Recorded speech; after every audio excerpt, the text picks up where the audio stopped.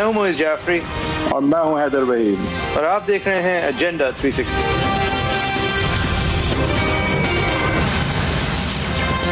Welcome to agenda 360। कल एक बहुत बड़ा सुप्रीम कोर्ट का फैसला, क्या ये फैसला पेश खैमा बनेगा आगे रूल ऑफ लॉ के लिए, इंडिपेंडेंस ऑफ जुडिशरी के लिए, कॉन्स्टिट्यूशनल रूल के लिए, या फिर ये एक वन हिट वंडर ही रह जाएगा। जिस तरह हमने पहले भी देखा, हमारी उम्मीदें कई दफा जो है वो बुलंदियों पे गई, जिस तरह कल फिर एक दफा गई थी, लेकिन हमने देखा कि हर दफा देरपा ये कामयाबी जो है कॉन्स्टिट्यूशनल रूल और इंडिपेंडेंस ऑफ जुडिशरी के लिए हमेशा नहीं रह पाती।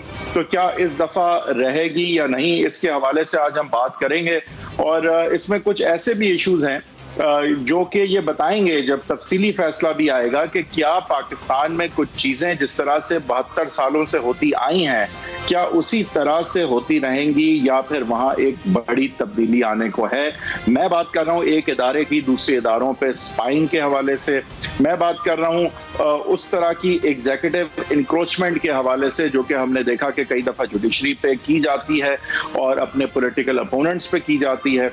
उस तरह की एग्जीक्यूटिव की इंक्रोचमेंट जो है, क्या उसी तरह से आइंदा भी जारी रहेगी इस जजमेंट के बाद या नहीं।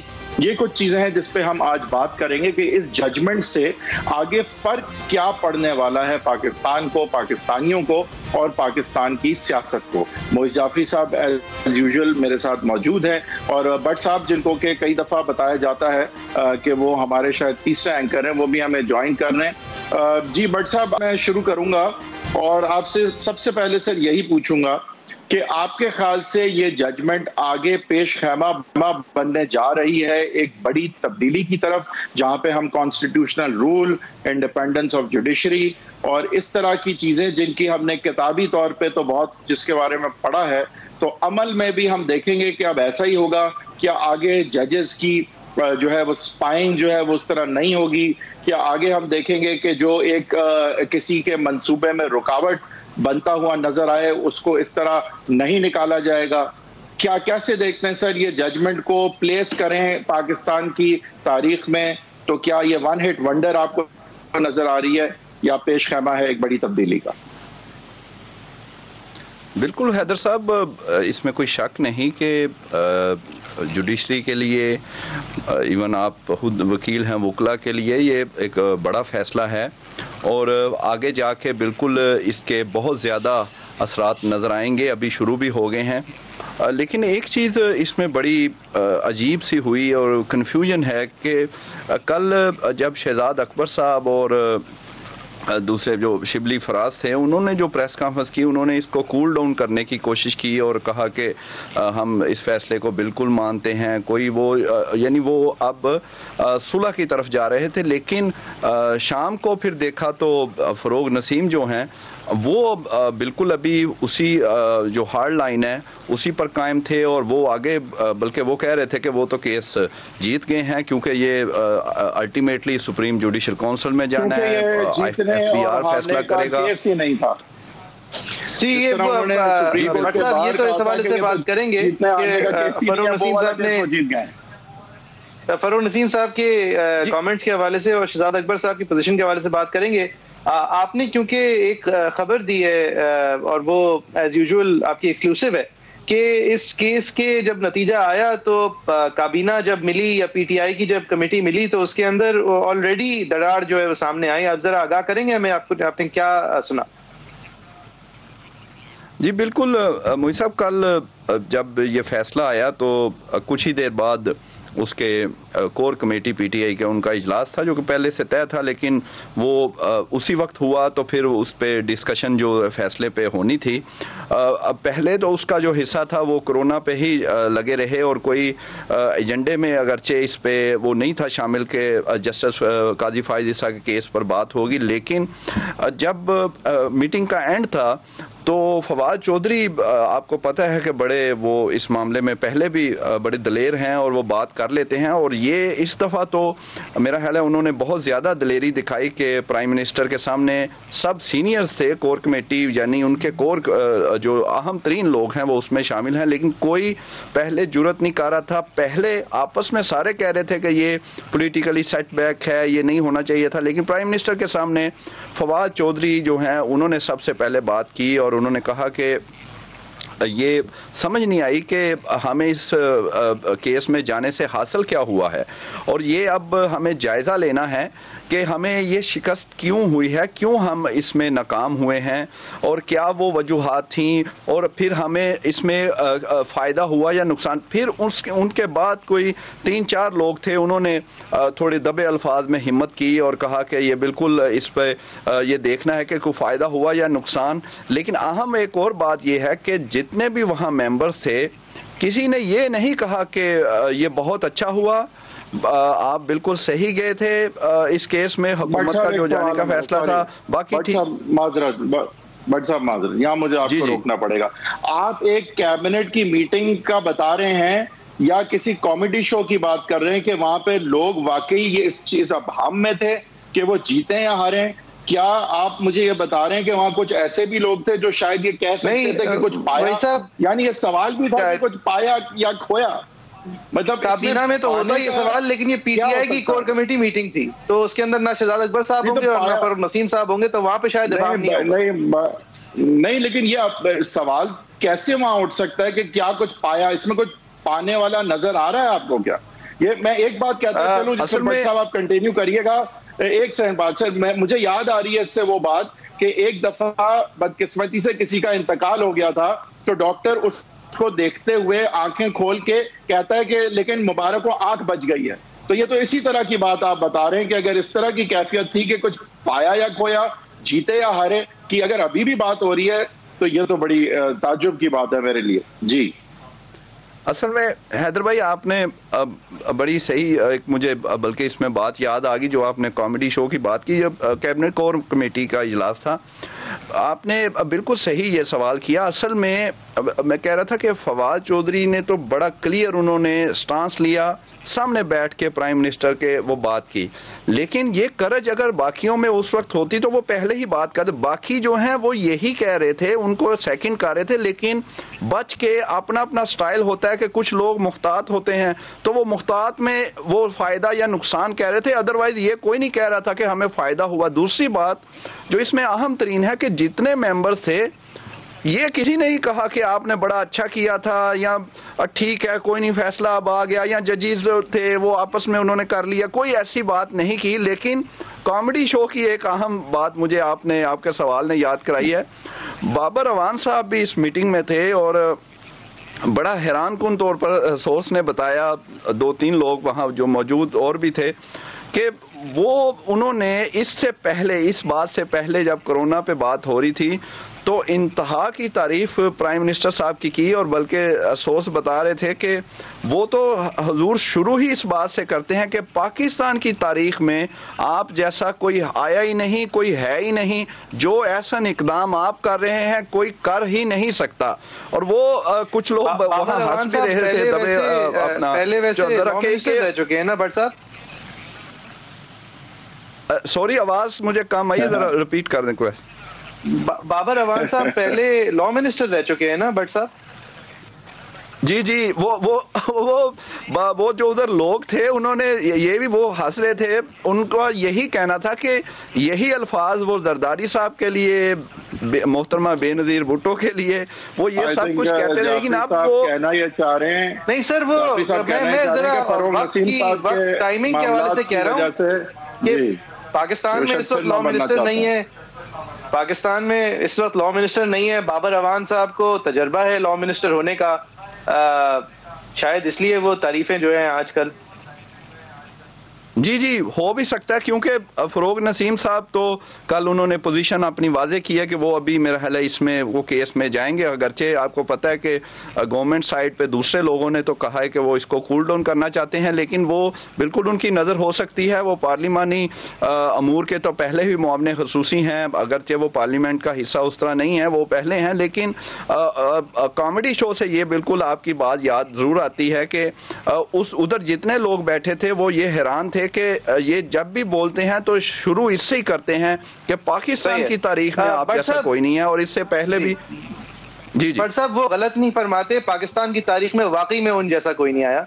बहरहाल क्योंकि आपने कॉमेडी शो का जिक्र किया है और हैदरवीद साहब ने एक डॉक्टर की मिसाल दी है, तो हम फरूक नसीम साहब, डॉक्टर फरूक नसीम साहब की भी कल की पोजीशंस दिखा सकें, एक फैसले के 5 मिनट बाद और एक फैसले के 5 घंटे बाद। फरूक नसीम साहब के क्या तासुरात हैं? मैं शुरू करूंगा कोर्ट से निकलते हुए, ये मुझे बता दें, मुझे आप उनसे पहले, सॉरी, डॉक्टर फरूक नसीम साहब कहते हैं कि वो ये केस जीत गए, लिहाजा हम ये समझें कि वो चाहते थे कि उनकी रेफरेंस जो उन्होंने भेजी थी वो चाहते थे वो पॉश हो, लिहाजा हम ये समझें कि वो चाहते थे कि फाइज ईसा साहब, जस्टिस फाइज ईसा, वो इस केस के एंड पे भी जस्टिस रह जाएं, रिमूव ना हो, तो वो चाहते थे जुडिशियल काउंसिल की प्रोसीडिंग्स को क्वॉश कर दिया जाए, सदर की भेजी गई रेफरेंस को कलअदम करार कर दे दिया जाए। असल में वो दर हकीकत चाहते थे कि आजाद अदलिया जो है उसकी आजादी जाहिर हो, इसलिए वो जीते हैं। नईम बुखारी साहब ने एक दफा कोर्ट से निकलते हुए कहा था कि जीता वकील है, हारता क्लाइंट है। यहाँ पर भी कुछ इस तरह की मिसाल है कि जीते फरूक नसीम साहब जीत गए। नहीं, लेकिन जाफरी साहब आप मुझे बताइए कि आप अगर वकील होते हैं, आप वकील हैं, आप हाई कोर्ट में बड़ी बड़ी आर्ग्यूमेंट्स करते हैं, आप मुझे बताएं आप किस तरह स्पिन कर सकते हैं इस चीज को कि ये जीत है। चलें, एक चीज आप कह सकते हैं कि चलें एफबीआर में एक छोटी सी विंडो अभी भी हमारे पास रहेगी, उस पर हम बात करेंगे। देखिए, मैंने तफसीली, मैं असल में फरूक साहब के साथ नाइंसाफी होगी ये, वही साहब, मैंने तफसीली उनका इंटरव्यू देखा ये देखने के लिए कि उन्होंने जवाब पैदा कहां से किया ये कहने को। तो उनका कहना यह है कि हमारी शुरू दिन से ये कहना था कि सुप्रीम जुडिशियल काउंसिल जो है उसके पास 3 तरीके से वो सुनवाई हो सकती है, या तो उसको कोई कंप्लेंट आए, या उसको सदारती रेफरेंस आए, या वो खुद फैसले करे। हमारा कहना यह था इन तीनों में से कोई भी इस्तेमाल कर ले, और पिटिशनर का कहना यह था कि मेरे खिलाफ जो रेफरेंस है वो कलअदम करार दी जाए और मेरे खिलाफ और कोई कार्रवाई ना हो। लिहाजा अब क्योंकि कोर्ट ने कहा है कि एफबीआर कार्रवाई करेगी और फिर उसके ऊपर supreme judicial council suo motu notice लेगी, लिहाजा मैं जीत गया। अब देखिए इसके अंदर इस तरह की सोच, मैं एक कमेंट कंप्लीट कर लूं, इस तरह की सोच जो है वो, इस तरह की सोच सामने बहुत सारे जो स्केप्टिकल लॉयर्स हैं उनकी तरफ से भी आई है कि ये कोर्ट को करने की जरूरत क्या थी, क्या नहीं थी। लेकिन मैं समझता हूँ अगर आप इसको अगर आप एक लीगल पोजीशन से ज्यादा एक पॉलिटिकल और ह्यूमन पर्सपेक्टिव से देखें, तो इस कोर्ट ने जोजा, काजी फाइज ईसा साहब की जोजा को अव्वल तो इजाजत दी कि वो एड्रेस करें, फिर पब्लिकली उनके एड्रेसल जब एक उम्दा तरीके से उन्होंने तमाम सवालात के जवाब दिए, तमाम ट्रेल्स दिखाई, तो इस बेंच ने फरमाया कि हम मुतमईन हैं आपकी मनी ट्रेल से। इसको फरमाने के बाद अगर बेंच अपने आप को और सुप्रीम जुडिशियल काउंसिल को विफाक से इंसुलेट करके अज खुद इख्तियार दे रही है कि एफबीआर छानबीन करे, तो वो जब दे रही है जबकि वो बादी और नजर ये फैसला कर चुकी है कि ये मनी ट्रेल एग्जिस्ट करती है। यानी कि वो चाह रही है कि जो अरसलान इफ्तिखार के जमाने में एक गलती हो गई थी कि एक चीज को अंडर द कारपेट जाने की बात की गई थी और जुडिशरी को अपनों को बचाने की बात की गई थी और एहतसाब के लिए अपने आप को हाजिर करने की बात ना हाजिर करने की बात की गई थी, वो इस दफा ना हो सके क्योंकि मुतमईन है वो इस बात से कि इस मनी ट्रेल को जांचा जाएगा तो सुरखरू होंगे काजी फाइज ईसा साहब, और वो मुतमईन है इस बात से कि इसके बाद जब तंबी आएगी विफाक पे तो वो तंबी जो है वो दूर रस भी होगी, वो बताएगी कि देखिए आप ये करने क्या जा रहे थे और आप क्या सोच के बैठे थे। ये बड़ी, अब जाफरी साहब ये आप कह रहे हैं, और एक स्केप्टिक्स जो है ना, जो लॉयर्स की आपने भी बात की कि बहुत सारे ऐसे लोग हैं जो ये कह रहे हैं कि ये जो विंडो छोड़ दी है एफबीआर के लिए, क्योंकि एफबीआर आसानी से इन्फ्लुएंस होने वाला इदारा है, तो ये ऐन मुमकिन है कि हालांकि एहलिया की प्रोसीडिंग्स हैं लेकिन उन प्रोसीडिंग्स के नतीजे में कोई ऐसी फाइंडिंग ना आ जाए कि ये डिक्लेरेशन तो उनका जिम्मा नहीं, उनके मियाँ का जिम्मा था, वगैरह वगैरह।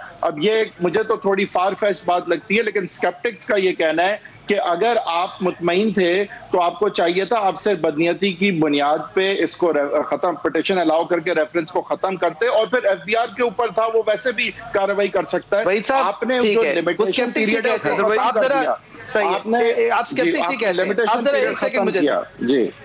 अगर आप ये कर देते तो कानूनी तौर पर तो आप एक्सटिंग्विश कर देते हैं मामले को, लेकिन आप वो ट्विटर पे, सोशल मीडिया पे जो रोबोट्स बातें कर रहे हैं उनको आप क्या कहते? जो आम जबान के अंदर मिस इन्फॉर्मेशन स्प्रेड की जा रही है कि देखें इनका अपना मामला था तो इन्होंने रद्द कर दिया, आप उसका कैसे जवाब देते? ये केस जो है वो जब जिस दिन अटॉर्नी जनरल पाकिस्तान ने तोहमत लगाई थी बेंच पे, उस दिन से ये केस अब कानून के बारे में नहीं रहा था, उस दिन से ये केस सियासत के बारे में हो गया था। शुरू से नहीं था, जब फरूक नसीम साहब ने बारे में था, और जब फरूक नसीम साहब ने आकर अच्छा, स्केप्टिक्स को मैं क्या बोलता हूं, मैं बोलता हूं कि देखें, एक पॉलिटिकल केस परसेप्शन का केस होता है।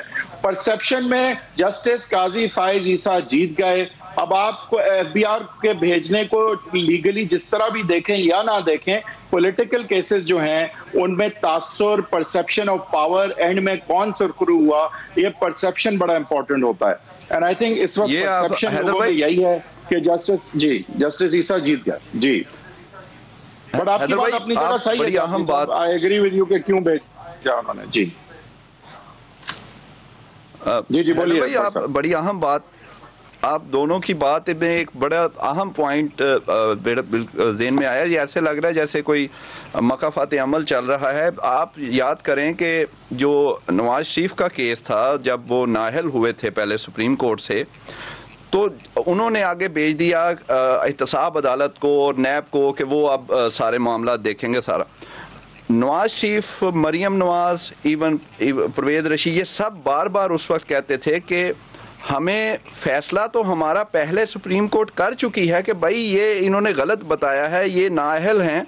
यानी एहतसाब अदालत पर वो पहले ही वो उनका मौक़िफ़ था कि एक प्रेशर है कि क्योंकि सुप्रीम अदालत ने पहले ही हमारे खिलाफ फैसला दिया, तो इसलिए नैब कोर्ट कैसे कर सकती है कि वो फेवर में जाए। ये इसी तरह की बात आप बिल्कुल ये कह रहे हैं कि अब जब सुप्रीम कौंसिल ने, बड़े बेंच ने ये कह दिया कि भाई हम आपसे मुतमईन हैं, इट्स ओके, तो वाकई इसका असर तो आगे चलना है। बेशक एफबीआर गवर्नमेंट का इदारा जो भी है, लेकिन उसका असर बिल्कुल होगा। और ये सेम केस ऐसे ही जो है वो नवाज शरीफ और मरियम नवाज के मामले में भी हुआ था कि उन्हें पहले कोर्ट ने कर दिया, बल्कि परवेज रशीद को ये कहते थे कि हमें ट्रायल से पहले ही फैसला हमारा हो गया, वो तो ये कहते थे। वो दोनों सूरत हाल में वो दुरुस्त बात नहीं है वैसे, लेकिन मैं एक चीज क्लैरिफाई करना चाहता हूँ कि 7 senior, some of the most senior जजेस इन द कंट्री में से 7 जज हजरात ने अगर एक फैसला, एक अभी ब्रीफ फैसला दिया है, तो हमें इस बात में फेथ नहीं लूज करनी चाहिए कि उसके पीछे नियत जो है वो क्या थी। उस नियत को देखने का वाजे तौर पर जब नतीजा आएगा वो डिटेल्ड फैसले में आएगा और उसका हमें इंतजार करना चाहिए, पहली बात। दूसरी बात ये कि जिस तरह ये 41 हेयरिंग्स चली हैं, अगर उनको मद्देनजर रखते हुए एक अंजाम ढूंढे शॉर्ट ऑर्डर में, तो मुझे नहीं नजर आता वो अंजाम के गवर्नमेंट को एक दूसरी बारी मिली है। मुझे बल्कि ये नजर आता है कि हुकूमत को तंबी हुई है कि अगर यहां पर भी आपकी तरफ से वही फेलियर रहा जो हमारे सामने रहा है, तो फिर होशियार, फिर यहां मामला खत्म नहीं होगा। देखिए, बाकर साहब ने भी कहा था कि ये एक एग्जीक्यूटिव इंटरफेरेंस हो और हम चुप बैठे रहें। बंदयाल साहब ने कहा था कि बंदयाल साहब ने वाजे किया था कि ये मामला जो है इसका ना सर है ना पैर है। फारूक नसीम साहब ने जब आर्ग्यूमेंट शुरू की थी तो टैक्स लॉ जिसकी बुनियाद पे रेफरेंस बनाई थी उसको पीछे छोड़ते हुए इस्लाम का हवाला देने की कोशिश कर रहे थे। तमाम जजेस ने तंबीह की थी कि आप हवाला जो है आउट ऑफ कॉन्टेक्स्ट दे रहे हैं, आप टैक्स लॉस की बात से शुरू हुए थे, आप कहां पहुंच गए हैं। ये रिडिक्यूलसनेस पूरी बेंच की तरफ से अलग अलग तरफ से इशारे आए हैं। मंसूर अली शाह साहब ने कहा था आप सवाल के बारे में ये तो जरूर कह देते, सवाल बड़ा अच्छा है, उसका जवाब फिर नहीं देते। बाकर साहब ने बार बार, और फिर बाकर साहब और मंसूर अली शाह साहब की तो डिसेंट भी है इस हवाले से और सिंप्लिसिटी उन्होंने रिजेक्ट किया है। लेकिन अगर आप बिलउमूम इस ऑर्डर को देखें, एज अ होल देखें, तो ये सिर्फ कानून को नहीं सेटिस्फाई करता। कानून को सेटिस्फाई करना शायद सबसे अहम चीज भी नहीं थी यहाँ पे। ये वो सियासी कॉन्वर्जेशन को तूल मिलने से, बिला वजह तूल मिलने से भी रोकता है। आज एक जज साहब को अव्वल एहतसाब बादियुन नजर करने के बाद पेश किया गया है एज अ ब्रदर जज to the FBR, albeit with the oversight of the SJC, कि आप देख लें, आप कर लें अगर आप कुछ कर सकते हैं कानूनी तौर पर, इस नियत के साथ कि नहीं हो सकता कुछ। That's what I think. देखिए, नियत के साथ के इससे भी पता चलता है कि जो भी होगा वो वापस सुप्रीम कोर्ट के पास आएगा और वो सुप्रीम जुडिशल काउंसिल उसको भिजवाएगी और सुप्रीम जुडिशल काउंसिल सिर्फ खुद उस पर रेफरेंस बना सकता है। अब प्रेसिडेंट नहीं बना सकता, किसी आम कंप्लेनेंट की कंप्लेंट पे नहीं बन सकती रेफरेंस। तो उन्होंने बिल्कुल अब महदूद कर दिया और अपने हाथ में सब कुछ रख लिया है। इसमें देखें, एक खतरा लोगों को ये लगा कि शायद फेस सेविंग देने के बहाने या फेस सेविंग देने की वजह से ना चाहते हुए यहाँ कोई विंडो तो नहीं दे दी गई है।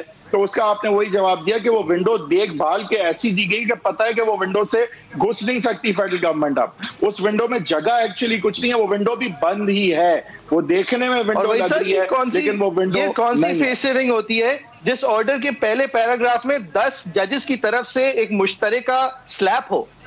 10 जजेस मुश्तरका तौर पे एक चीज को कलदम करार दें और बाहर फेंक दें, शो कॉज को अबेट कर दें, हालांकि वो सदर की भेजी हुई रेफरेंस हो, हालांकि लॉ मिनिस्ट्री ने उसको जाना हो, हालांकि ARU ने कोई 10 बातें की हो, 10 के 10 जज फेंकने के बाद कहें अच्छा अब हम 7 ये समझते हैं, हम 3 ये समझते हैं।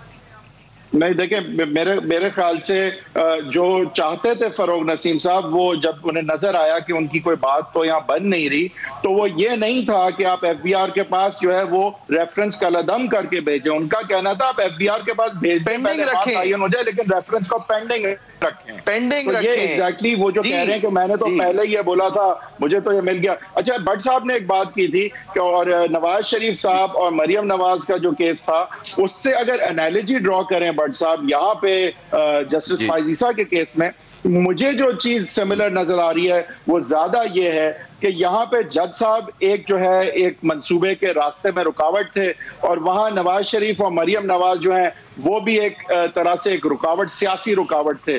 तो ये जो नैब के केसेस उन पे बने और नैब के केसेस जिस तरह से चले और जिस तरह से रोज हियरिंग्स हुई, जो कि मैंने अपने लीगल करियर में कभी भी नहीं देखा है, तो उसके बाद तासुर ये कुछ बना था कि शायद ये जुडिशरी जो है खासकर निचले सतह पे एक इन्फ्लुएंस में है, एक जुडिशरी की इंडिपेंडेंस पे सवाल उठे थे। आज ये जस्टिस फाइज ईसा की जजमेंट के बाद कुछ हद तक एक उम्मीद बनी है कि जो पॉलिटिकल विक्टिमाइजेशन भी पिछले कुछ साल डेढ़ में हमने देखी है, उसका भी अजाला होने जा रहा है। बट साहब, आप देखते हैं कि आगे पॉलिटिकल केसेस में भी नजर आएगा कि जुडिशरी अब आजाद है। वो तो हैदर भाई काफ़ी, बल्कि पिछले कुछ 6 माह से तो नज़र आ भी रहा है।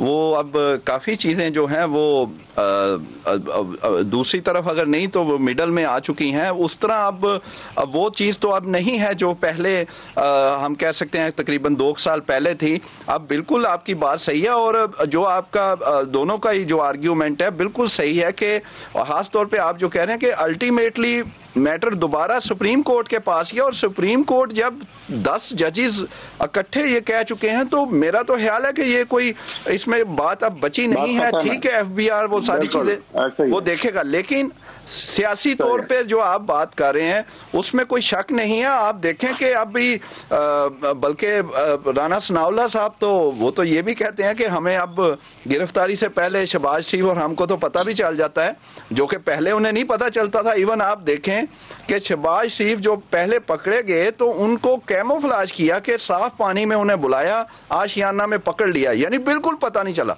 इस मर्तबा उन्हें पता भी चल गया। फिर राना सनाउल्लाह अपनी भी बात कर रहे हैं कि हाँ जी, अब उन्हें पता भी चल रहा है, जाहिर है पहले जो छुपा रहे थे अब उन्हें बता रहे हैं। कोई बात तो बिल्कुल है, वो सारी चीजें आप आपके ख्याल से मेरा ख्याल है कि जो सियासी गिरफ्तारी शहबाज शरीफ साहब ने दी, वो जब वो एयरपोर्ट पे नवाज शरीफ और मरियम नवाज को लेने नहीं पहुंच सके, वो दिन था जब वो सियासी तौर पे गिरफ्तार हो गए। क्या असल उनकी गिरफ्तारी उस दिन हुई थी, मेरे ख्याल से सियासी गिरफ्तारी थी, कोई शक नहीं है, उन्होंने खुद दी थी और खुद ली थी। अच्छा भट्ट साहब, अब आप इस पे आ जाते हैं कि सियासी जो देखें, एक तो बेलें लेना ना, आपने सही कहा, 6 माह 8 माह से सबको बेलें मिल रही हैं, लेकिन जो केसेस हैं वो जू के तू हैं। कन्विक्शन नवाज शरीफ साहब की जू की तू है, मरियम नवाज साहिबा की जू की तू है। उसकी अपील में अब हम उम्मीद रखेंगे कि आजाद अदलिया जो भी इंसाफ पे बेस फैसला होगा वो अब करने जा रही है, और हम उम्मीद रखें कि जहां भी अगर हुई है पॉलिटिकल विक्टिमाइजेशन तो उसका अजाला आपको नजर आ रहा है, तब्दीली आपको नजर आ रही है या नहीं?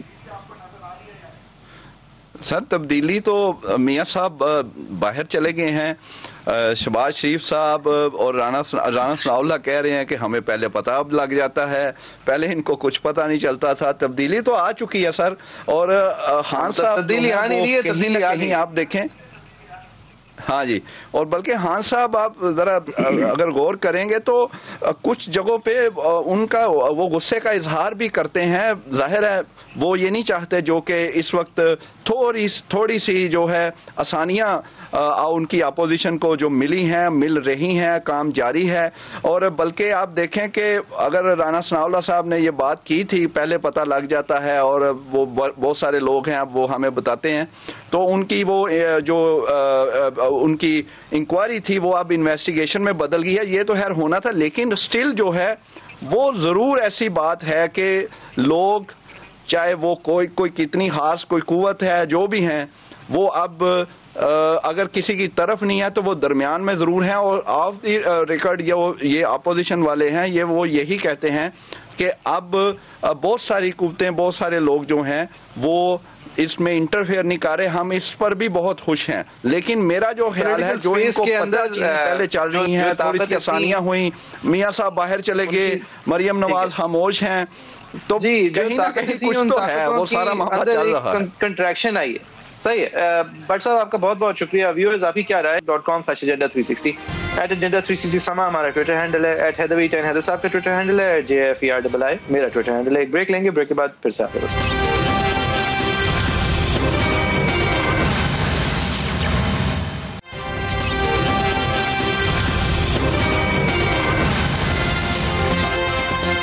Welcome back. इस हफ्ते वफाक ने अपना बजट जो प्रेजेंट किया था, उसके बाद अपोजिशन की रिवायती तौर पर स्पीचेस आई हैं और उसकी वफाक की तरफ से रिप्लाई भी आया है। उसके अलावा इस हफ्ते वज़ीर आज़म इमरान खान साहब जो हैं, उन्होंने कराची का रुख किया, जो कि उनके हस्बे मामूल रूटीन में नहीं है। लेकिन जब कराची का रुख किया तो उन्होंने जो उनका शेड्यूल जारी हुआ, उससे ऐसा लगा कि एक सियासी जमात के सरबराह जो हैं वो कराची का दौरा कर रहे हैं, कराची और सिंध, अंदरूनी सिंध का दौरा कर रहे हैं, ना कि वज़ीर आज़म पाकिस्तान उसके सबसे बड़े शहर आ रहे हैं। चीफ मिनिस्टर साहब से मुलाकात जो है वो उनके 1.5 दिन के शेड्यूल में नहीं थी। उसके अलावा इमरान खान साहब जो हैं, उसकी वजह शायद ये सामने आई कि खान साहब बरहम है चीफ मिनिस्टर से, और उनका इशारा 18वीं तरमीम के हवाले से था कि इसके अंदर कुछ चीज़ों को नज़रसानी की ज़रूरत है, और इशारा फिर ये था कि तमाम चीफ मिनिस्टर साहिबान जो हैं वो आमिर बन चुके हैं। इसके जवाब में चीफ मिनिस्टर साहब ने उस वक्त भी कुछ बातें की जो हम आपको दिखाएंगे। उसके अलावा आज उन्होंने ये दो टोक अंदाज में फरमाया है कि हमें आमिर कहते हैं, सबसे आमिराना जो तरीका है वो खुद अपना के रखते हैं, इमरान खान साहब के हवाले से कहा है। बहरहाल चीफ मिनिस्टर साहब ने क्या कहा, उनकी किस तरह की तनकीद थी, वो हम बाद में दिखाएंगे। पहले वो बजट सेशन के बाद जो अपोजिशन की रिप्लाई आई, उसके अंदर ख्वाजा आसिफ साहब कुछ अपने 2001-2 वाले फॉर्म में नजर आए कि जब वो चंद 1-1.5 दर्जन PML नून वालों में से एक होते थे, और पूरे पार्लियामान के अंदर उस वक्त के आमिराना दौर के बहुत वाज़ेह अक्सरियत के लोगों को चने चबा रहे होते थे। ख्वाजा आसिफ साहब क्या दिखाए हमें, और ताबीर क्या हुई, कट्टे, चूजे, अंडे, टिड्डी दल मारो, एक किलो बेचो, 15 रुपए ले लो। पीर क्या दी इन्होंने हमें, उन ख्वाबों की जो ख्वाब दिखलाए इन्होंने कंटेनर के ऊपर, क्या ताबीर दी उसकी। वो 200, मुझसे तो लिखे भी नहीं जाते, हालांकि मैं बैंकर रहा हूं। $200 अरब कितने होते हैं, किस तरह लिखते हैं। पहले खब्बे हथों गिना था, फिर सजे हथों सिफरे गिना था, फिर जाके कहीं मुझे पता लगेगा। वो कहता था 100 बिलियन इसको मुंह पे मारेंगे, 100 बिलियन IMF के मुंह पे मारेंगे, 100 बिलियन जो इधर के हम यहाँ वेलन डेंडे थे। इन्होंने क्या दिया, करप्शन दी, झूठे वादे दिए, इतनी गैरत नहीं है, खुदकुशी का अटेम्प्ट कर लो। सारी बातें एक तरफ, ख्वाजा आसिफ साहब ने इस बात को भी वाज़ेह किया है कि अगर आपको बोलना बहुत अच्छा आता हो, गुफ्तार के आप गाजी हो, तो आप किसी भी काम के अंदर कामयाब हो सकते हैं। अपने आप को बैंकर जाहिर कर रहे हैं, 200 अरब उन्हें गिनना या लिखना नहीं आता, लेकिन उसके अलावा उनकी सारी जो बातें थी, वहीद साहब, ये कभी भी की जा सकती थी। लेकिन इस वक्त एक वज़न, क्योंकि जिस तरह की मईशत की सूरत हाल है, इस वक्त एक वज़न सामने नजर आ रहा था। ख्वाजा आसिफ साहब ने जिस तरह एक खुलासा पेश करने की कोशिश की इस हुकूमत और इसके 2 साल के टेन्योर की। देखें जाफरी साहब, वैसे तो अगर आप ख्वाजा आसिफ का या किसी भी ऑपोजिशन के लीडर का नाम लेते तो मैं आपको सबसे पहले जो है आपसे दरख्वास्त करता कि आप प्लीज आहिस्ता बोलें, क्योंकि ये ऑपोजिशन को इनको सोने दें, ये कहीं उठ ना जाएं। लेकिन ख्वाजा आसिफ साहब ने एक धुआंधार स्पीच ज़रूर की। एक ऐसी ऑपोजिशन जो कि हम कुछ अरसे से देख रहे हैं कि बातें अच्छी कर भी लेती है, लेकिन इम्पैक्ट जाफरी साहब वो नहीं हो पा रहा, क्योंकि इतने बदतरीन गवर्नेंस के बावजूद अगर हम ऑपोजिशन की भी कारकर्दगी देखें और नापें और जांचें तो ऑपोजिशन भी इम्पैक्टफुल नजर नहीं आई है, लेट्स फेस इट। तो अब यहाँ पे इन्होंने जो स्पीच दी वो जाहिर है कि in the backdrop of a lot of troubles for the present government. Khawaja साहब जो हैं वो बड़ी धुआंधार स्पीचेस भी करते हैं और उन्होंने ये भी की और अच्छी स्पीच की, लेकिन ये भी जहन में रखा जाए कि अगर हम ऑपोजिशन के भी रोल को देखें जाफरी साहब, तो जिस तरह की तो उसने फैसिलिटेट किया है, उसको एक्सप्लॉइट उसमें उसको कोई एक्सप्लॉइट नहीं कर पाई है ऑपोजिशन, उस तरह एक्सपोज नहीं कर पाई जिस तरह से खान साहब खुद एक्सपोज कर, मतलब खान साहब जो है वो खान साहब के ज्यादा बड़े दुश्मन नजर आते हैं बनिस्बत आज की ऑपोजिशन। सही है। अच्छा, इसके जवाब में असद उमर साहब ने एक तकरीर की, उस तकरीर के बहुत सारे हिस्से थे और हमारा शुरू में कोशिश ये थी कि हम उसका एक डिटेल में जायजा लें और हम कोशिश करेंगे कि उसका अगले हफ्ते डिटेल में जायजा लें, लेकिन इस हफ्ते क्योंकि काजी फैज साहब की जजमेंट का मामला आ गया, लिहाजा हमारा कल का शो भी अफेक्ट हुआ और आज का शो भी एक हद तक अफेक्ट हुआ। लेकिन असद उमर साहब ने जो जवाब में 2-3 बड़ी बड़ी बातें की, उनके ऊपर तज्जिया बहुत जरूरी है। असद उमर साहब ने क्योंकि ख्वाजा आसिफ साहब ने तंज किया था, तो तंज का जवाब तो फिर अगर आप तंज में नहीं देंगे तो शायद लोग नाराज हो जाएंगे। तो असद उमर साहब ने तंज किस तरह किया? अगर आप खरीद कर जाली प्लेटें दिखाकर जो लंदन पहुंचते ही प्लेटों से चमचों में कन्वर्ट हो जाती है, ईसीएल से फरार हो सकते हैं, तो पैसे फ्री ईसीएल पर डालने का फायदा क्या? देखिए यहाँ पर दो अलग तरह की गलत बयानी है। ये एक तो वो अपना मजाक उड़ा रहे हैं कि हमारे डॉक्टरों ने, अपने डॉक्टर्स ने, निजी डॉक्टर्स ने, सरकारी डॉक्टर्स ने मिल के तजवीज दी थी कि वाकई में बहुत अलील है, इनको जाने दें, मसला हो जाएगा। ये अपने डॉक्टर्स की रिपोर्ट के बाद खान साहब ने सोचा था कि मैं जाने दूंगा, लिहाजा अब जाके और प्लेटलेट्स को प्लेटें कहना क्योंकि आपने तंज में बाद में चमचों के साथ उनको रगब देना है, तो इसमें कोई अक्लमंदी जाहिर नहीं होती। ये हेल्थ नहीं, और ये हेल्थ की बात है, और लोग जो प्लेटलेट्स के इश्यूज से दो चार हैं वो उन्होंने कैसे सोचा होगा ये इस तरह की वो मजाक कर रहे हैं। दूसरा ये कि देखें ईसीएल के बावजूद की बात करें, ईसीएल तो इनकी हुकूमत ने डालना निकालना था ना, और इन्हीं के डॉक्टर जो हैं उन्होंने बताया था कि उनकी क्या तबीयत है नहीं है। एंड फिर all they really have to go on is कि कोई एक हार्ट पेशेंट है, वो किसी पार्क में अगर वॉक कर रहा है, डॉक्टर मतलब कौन सा हार्ट पेशेंट है जिसको वॉक का नहीं कहा जाता। तो ये जिस तरह की चीजों को अपॉइंट कर रहे हैं, असल जो इश्यूज हैं उनसे हटाते हैं। असल इश्यूज की बात करें, कोरोना की बात करें, ये मईशत की बात करें, बजट की बात करें, और ये जो इन्होंने रेफरेंस भेजा है, जो इनको मुंह की खानी पड़ी है, जो इनकी हार हुई है, उसकी बात करें कि रेफरेंस क्यों भेजा था, इसके पीछे क्या मंतक थी, ये कौन लोग इन्वॉल्व थे, उनकी बात करें, आर्किटेक्ट्स को सामने लाएं, माजरत करें, ये उन चीजों पे फोकस रखें। इसकी जगह जो है उनको नवाज शरीफ साहब से इतना बड़ा एक तो फोबिया, दूसरा वो डिस्ट्रैक्ट करना चाहते हैं। इतने भोले नहीं है वो, इतने बेवकूफ नहीं है वो वाकई में इश्यूज से डिस्ट्रैक्ट करने की स्ट्रैटेजी ये लगती है मुझे। सही है। अच्छा, फिर असद उमर साहब ने अपने लीडर की शफाफियत जाहिर करने के लिए एक मिसाल दी, उसके ऊपर भी बात करना मेरे ख्याल से अशद जरूरी है, हम आपको दिखाना चाहेंगे। सुप्रीम कोर्ट इमरान खान को बुलाता है और उससे बोलता है कि यार तुम पब्लिक ऑफिस होल्डर तो कभी जिंदगी में नहीं रहे हो, ना तुम्हारी कोई बड़ी कंपनी है, ना तुम्हारे पास कोई बड़े बड़े अकाउंटेंट्स थे, लेकिन 8 महीने उससे सवाल पूछता रहता है, अच्छा ये बताओ जो तुम पैसा बाहर से पाकिस्तान लेके आए थे, पाकिस्तान से बाहर नहीं लेके गए थे, जो तुम बाहर से पाकिस्तान पैसा लेके आए थे वो कैसे लाए थे, किस अकाउंट से आया था, अच्छा तुम्हारे पास फ्लैट था कब खरीदा था, 1973 में, 1983 में खरीदा था, 1983 में कैसे खरीदा था, उसकी रसीदें ला के दो, अपने टैक्स रिटर्न बताओ। उस आदमी ने 8 महीने जवाब देता रहा। 8 महीने जवाब देने के बाद सुप्रीम कोर्ट ने कहा इमरान खान सादिक भी है, अमीन भी है। आप यहां पे इस कुर्सी पे खड़े होते हैं और कहते हैं हुजूर ये हैं वो जराए, और जब पहुंचते हैं आप सुप्रीम कोर्ट तो आप बोलते हैं वो तो ऐसी खाली कागज से मैंने दे दिया, आप सीरियस क्यों लेते हैं? आप वहां कतरी खत लहराने शुरू कर देते हैं। देखिए ये बहुत जरूरी है यहाँ पे कहना कि इमरान खान साहब ने जो कहानी पेश की थी अपने घर के हवाले से और उन्होंने उसको किस तरह एक्वायर किया, वो कोई कतरी खत से बहुत दर्जे बेहतर नहीं थी। खान साहब ने अपने अकाउंटेंट्स का हवाला दिया जिन्होंने एमनेस्टी स्कीम उनके लिए अवेल की थी। खान साहब के 2002 के जो नॉमिनेशन पेपर्स थे उसके अंदर इबाम था, उनकी एक offshore company Niazi services limited सही से डिक्लेयर्ड नहीं थी। खान साहब ने उसमें से पैसे जो जमाइमा खान साहिबा को ट्रांसफर किए थे जबकि वो बेनामी ओनर थे या नहीं थे, ये सारे सवालात जो हैं उनका वाज़े जवाब नहीं सामने आया था। ये बात दुरुस्त है कि कोर्ट उनसे 8 महीने तक जवाब सवाल करती रही, लेकिन ये बात दुरुस्त नहीं है कि या ये बात उस बात से फॉलो नहीं करती कि खान साहब 8 महीने तवातुर से सही जवाब देते रहे। इसको एक और तरीके से इस तरह भी कहा जा सकता है कि साकिब निसार साहब की हेडेड जो बेंच थी वो 8 महीने से इमरान खान साहब को मौके देते रहे कि वो अपनी कहानी को किसी तरह स्ट्रॉन्गर कर सकें। इस सब कुछ के नतीजे में 1 लाख पाउंड उनकी उस नियाजी सर्विस लिमिटेड के अकाउंट के अंदर फिर भी बाकी थे जिनका वो जवाब नहीं दे पा रहे थे, जिसको ओरली नईम बुखारी साहब ने फरमाया था कि ये तो फिर लीगल फीसेस में खर्च हो गए। खान साहब ने जब अपने टैक्सेस डिक्लेयर किए थे तो उनके टैक्सेस इस बात से वाजे नहीं हो रहे थे कि उनकी ज़राए आमदन जो है उस पर उन्होंने इनकम रिपोर्ट की हो, इनकम रिपोर्टेड नहीं थी। हालांकि उनके असासे जो हैं वो हर चंद सालों बाद बढ़ रहे थे। उनके टैक्सेस में भी ये इश्यूज थे। बाबर सत्तार साहब ने इसको तफसीली तौर पे बेंच को आगाह किया, या काजी फाइज साहब के केस के अंदर कंपैरेटिवली।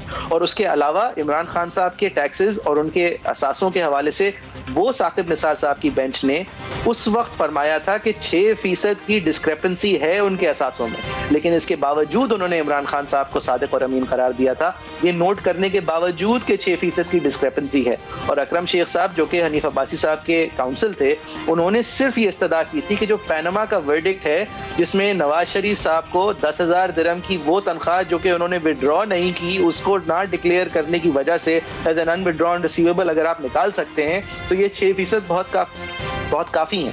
लिहाजा उस वक्त के बेंच के एक मेंबर साहब ने ये फरमाया था कि नहीं, हमारे ऊपर पैनमा इसलिए बाइंडिंग नहीं है। इसलिए फर्क यहाँ ये है कि यहाँ पे एक हस्बैंड एंड वाइफ के बीच में बेनामी की एक्यूजेशन है, वहां पर एक कंपनी और एक एम्प्लॉई के बीच में एक्यूजेशन थी। वहीद साहब, ये अगर मेरे साथ हुआ होता तो मैं इतने फख्र से नहीं फरमाता कि मुझे सुखरू किया कोर्ट ने। इसमें कोई शक नहीं है, और आपने बहुत अच्छा जो है विद इंफॉर्मेशन एंड फैक्ट्स इसको डिटेल किया कि किस तरह से स्पिन वो कर रहे थे और फिर हकायक एक्चुअली क्या हैं, और किस तरह से खान साहब को ट्रीटमेंट मिली और इन कंपैरिजन टू जो मियां मोहम्मद नवाज शरीफ साहब के साथ ट्रीटमेंट हुई। तो ये बहुत वाज़ेह फ़र्क रहा है।